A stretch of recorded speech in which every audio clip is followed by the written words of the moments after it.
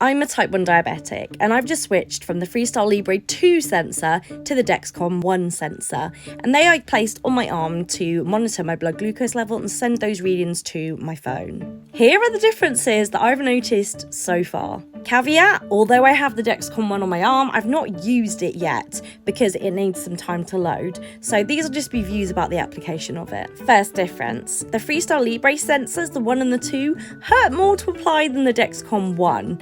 Although with the Dexcom One there was a lot of blood that is now kind of pooling within the sensor casing. I'm not sure if this is normal. I did apply it to the mid-back of the arm, and I've not noticed the same thing with the Freestyle Libre sensors. The Dexcom One takes 2 hours to load, whereas the Freestyle Libre once applied only takes 1 hour to load. The Freestyle Libre only has one component. You stamp the whole thing on you and you remove it after 14 days. But the Dexcom One, you stamp on the sensor and then you apply a little transmitter to that.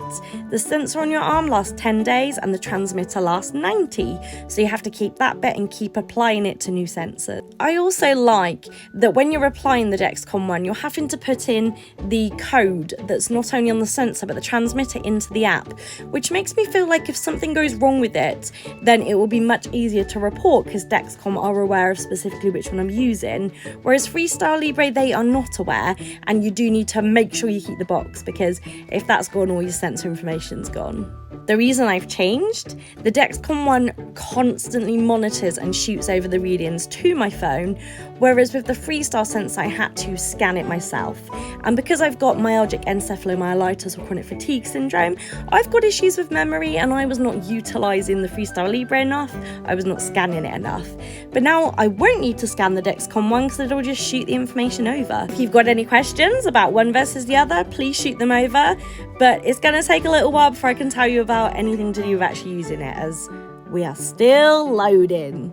Update on the Dexcom versus Freestyle Libre. So far I've not had the itching that I normally get on day 3 with the Freestyle Libre. So that's a pleasant surprise. And secondly, I've knocked this thing on everything and it has not popped my arm yet. Whereas the Freestyle Libre is famous for just leaping off your arm just when you say the word jump, really. So really good, really enjoying it. But the one issue I'm finding is that if my volume is down on my phone, there's not a setting on the Dexcom app to override that and to alert me if I'm in a hypo. So I have to make sure that I keep my volume up and have my phone on not silent mode. You get what I mean. But overall, Dexcom is better so far.